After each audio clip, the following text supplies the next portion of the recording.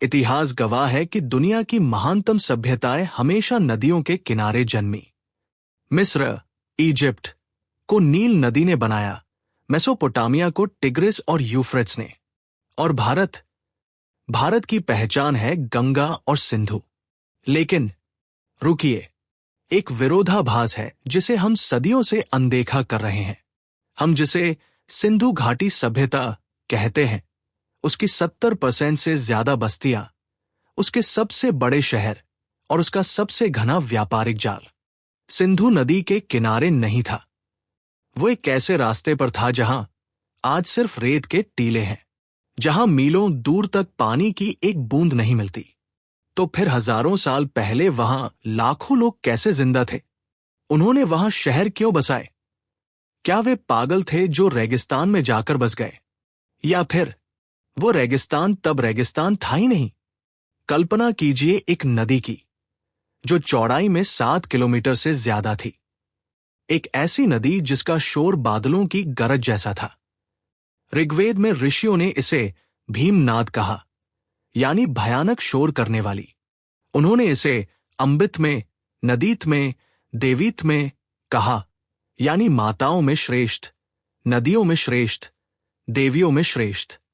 यह कहानी किसी मिथक की नहीं है। यह कहानी है भारत की खोई हुई जीवन रेखा, सरस्वती की। आज के इस महाएपिसोड में हम विज्ञान की हर उस परत को उधेड़ेंगे जो इस नदी को काल्पनिक मानती है। हम चलेंगे जमीन के नीचे, पाताल में, जहां आज भी इस नदी की धड़कनें सुनाई देती हैं। मैं हूं आपका होस्ट और आप देख रहे हैं SBMI की अब तक की सबसे बड़ी पड़ताल। किसी भी क्रिमिनल केस को सुलझाने के लिए सबसे पहले गवाहों के बयान देखे जाते हैं। हमारे पास सबसे पुराना गवाह है ऋग्वेद। यह दुनिया का सबसे पुराना साहित्य है, जो करीब 1500 से 1200 ईसा पूर्व या शायद उससे भी पहले लिखा गया। अक्सर लोग कहते हैं कि वेद धर्म ग्रंथ है, उनमें साइंस नहीं है। लेकिन ऋग्वेद का नदी स्तुति सूक्त किसी धार्मिक मंत्र से ज्यादा एक जियोग्राफिकल मैप जैसा लगता है। ऋषि प्रियमदा नदियों का नाम एक क्रम में लेते हैं, पूर्व से पश्चिम की ओर। गंगा, यमुना, सरस्वती, सतलुज, रावी, चेनाब, झेलम, सिंधु। ये आर्डर बिल्कुल परफेक्ट है, लेकिन इसमें एक गड़बड़ है। आज के नक्शे पर यमुना और सतलुज के बीच कुछ भी नहीं है, सिवाय घग्गर नाम के एक बरसाती नाले के। ऋग्वेद में साफ लिखा है, एकाचेतत सरस्वती नदीना शुचिर्यति गिरिभ्य आ समुद्रात। इसका मतलब है सरस्वती ही वो एकमात्र नदी है जो पहाड़ों से निकलकर समुद्र तक शुद्ध रूप में बहती है। ध्यान दीजिए, समुद्र तक। आज घग्गर नदी समुद्र तक नहीं पहुंचती। वह राजस्थान के हनुमानगढ़ और अनूपगढ़ के पास रेगिस्तान में दम तोड़ देती है। तो क्या वैदिक ऋषि झूठ बोल रहे थे, या फिर पिछले 5000 सालों में जमीन ने अपना नक्शा ही बदल लिया है? 19वीं सदी में जब मैक्स मुलर जैसे विद्वानों ने वेदों का अनुवाद किया, तो वे कंफ्यूज हो गए। उन्हें लगा सरस्वती शायद कोई छोटी मोटी धारा रही होगी जिसे कवियों ने बढ़ा चढ़ाकर बताया। उन्होंने इसे पोएटिक एग्जैजरेशन कह दिया, और यहीं इतिहास से एक बहुत बड़ी गलती हो गई।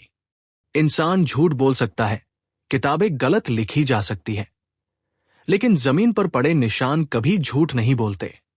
और इन निशानों को देखने के लिए हमें जमीन से 800 किलोमीटर ऊपर जाना पड़ा। 1970 के दशक में जब नासा की लैंडसैट सैटेलाइट्स ने भारत के ऊपर से उड़ान भरी, तो उनके कैमरों में कुछ अजीब कैद हुआ। नंगी आंखों को जो सिर्फ पीली रेत दिख रही थी, सैटेलाइट के इंफ्रारेड सेंसर्स को वहां जमीन के नीचे नमी और ठंडी मिट्टी की एक लंबी लकीर दिखाई दी। इसे कहते हैं पैलियो चैनल, यानी एक पुरानी नदी का मरा हुआ रास्ता। वैज्ञानिक हैरान थे। यह रास्ता कोई छोटा मोटा नहीं था। इसकी चौड़ाई कई जगहों पर 6 से 8 किलोमीटर थी। तुलना के लिए बता दूं, आज की गंगा नदी पटना के पास भी इतनी चौड़ी मुश्किल से होती है। इसरो के जोधपुर रिमोट सेंसिंग सेंटर ने इन तस्वीरों का विश्लेषण किया, J.R. शर्मा और उनकी टीम ने पाया कि ये विशाल चैनल हिमालय के शिवालिक हिल्स से शुरू होता है, आदि बद्री से मैदानी इलाके में उतरता है, हरियाणा के कुरुक्षेत्र और पेहोवा से गुजरता है और फिर राजस्थान के रेगिस्तान को चीरते हुए गुजरात के रन ऑफ कच्छ में जाकर समुद्र में मिलता है। ये वही रास्ता था, बिल्कुल वही रास्ता जो ऋग्वेद में बताया गया था। यमुना और सतलुज के ठीक बीच में। पाकिस्तान में इस सूखे हुए रास्ते को हकरा या नारा कहते हैं, भारत में इसे घग्गर कहते हैं। जब इन दोनों टुकड़ों को जोड़ा गया तो एक 4600 किलोमीटर लंबी नदी का नक्शा सामने आया। एक ऐसी नदी जो सिंधु के समानांतर पैरेलल बहती थी और शायद उससे भी ज्यादा विशाल थी। अब सवाल यह है, इतनी विशाल नदी जिसका पाट 8 किलोमीटर चौड़ा हो, वो गायब कैसे हो सकती है? क्या वो इवैपोरेट हो गई? नहीं, ये एक जियोलॉजिकल मर्डर था, या सही शब्दों में कहें तो रिवर पायरेसी, नदी का अपहरण। इस कॉन्सेप्ट को समझना बहुत जरूरी है।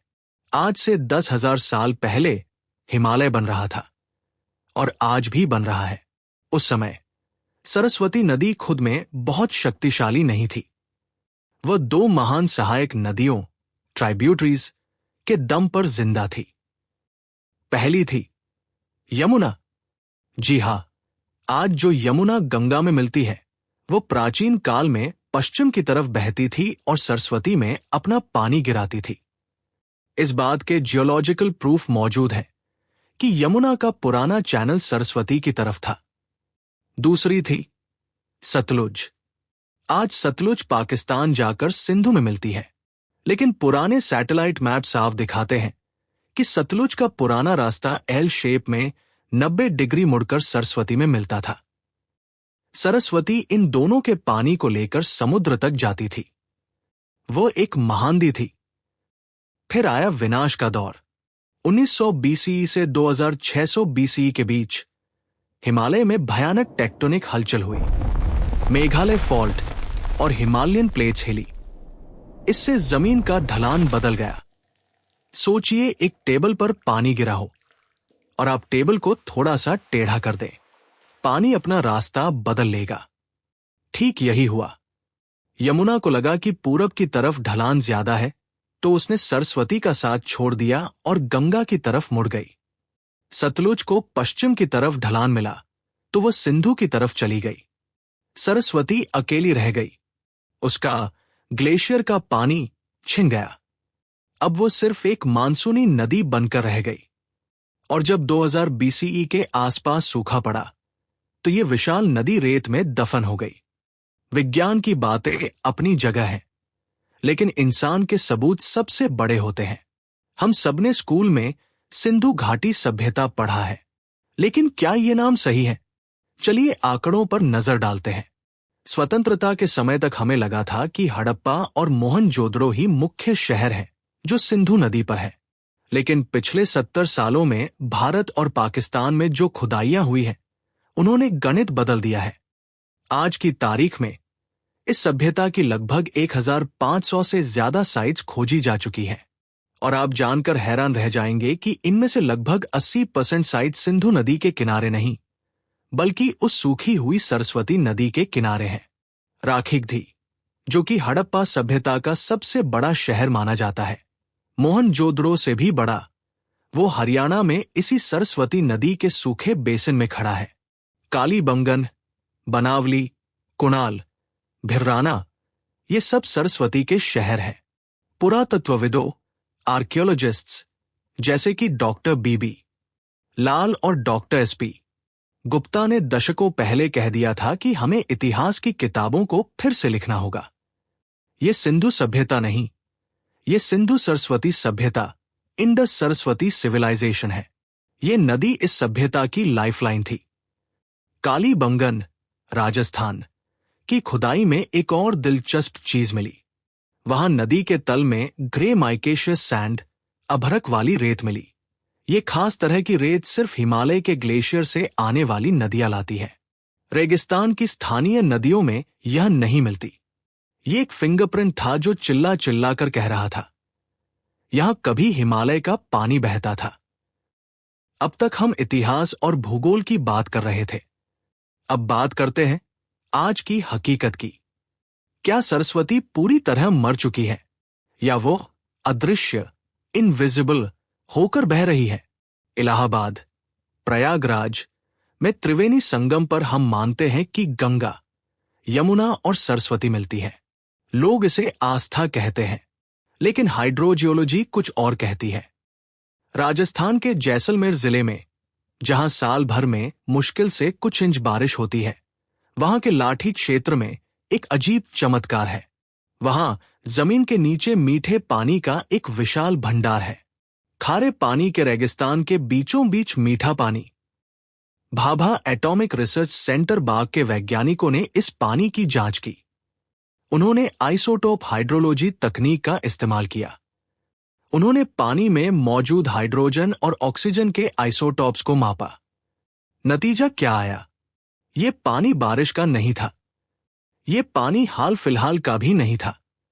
कार्बन डेटिंग से पता चला कि ये पानी 4000 से 8000 साल पुराना है और इसके रासायनिक गुण हिमालय के ग्लेशियर के पानी से मिलते हैं। इसका मतलब समझ रहे हैं आप? ये वही सरस्वती नदी है। ऊपर से सूख गई, रेत से ढक गई, लेकिन नीचे पाताल में यह आज भी एक एक्विफर, भूमिगत जलधारा के रूप में मौजूद है। यह पानी हजारों साल से वहां फंसा हुआ है, जैसे एक टाइम कैप्सूल। कल्पना कीजिए उस दौर की। 2000 बीसीई। नदी धीरे धीरे कम हो रही है। पहले नावें चलनी बंद हुई, फिर खेती मुश्किल हो गई और फिर पीने का पानी खत्म होने लगा। एक पूरी की पूरी सभ्यता, जो दुनिया की सबसे विकसित सभ्यता थी, उसे अपने घर छोड़ने पड़े। यह दुनिया का सबसे बड़ा क्लाइमेट चेंज माइग्रेशन था। इतिहासकार बताते हैं कि जब सरस्वती सूखी तो हड़प्पा के लोग पूर्व की तरफ चले गए, गंगा और यमुना के दोआब में, और कुछ लोग दक्षिण की तरफ गुजरात और महाराष्ट्र चले गए। यहीं से भारत में द्वितीय शहरीकरण की शुरुआत हुई। वेदों का ज्ञान, जो सरस्वती के किनारे उपजा था, वो गंगा के किनारे खला खुला। सरस्वती नदी सिर्फ पानी की धारा नहीं थी, वो एक सभ्यता की मां थी। वह एक गवाह थी उस दौर की जब भारत दुनिया का सिरमौर था। सैटेलाइट इमेजरी, कार्बन डेटिंग और आर्कियोलॉजी ने अब इस मिथक को सच्चाई में बदल दिया है।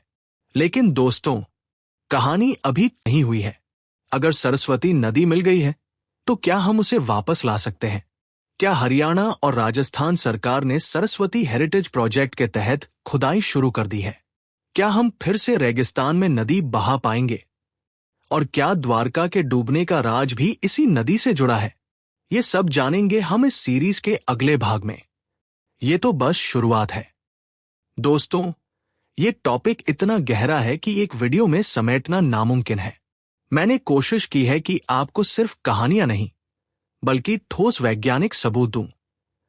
आपको ये जानकारी कैसी लगी? क्या आपको लगता है कि सरस्वती नदी को नेशनल रिवर का दर्जा मिलना चाहिए? कमेंट्स में अपनी राय जरूर लिखें।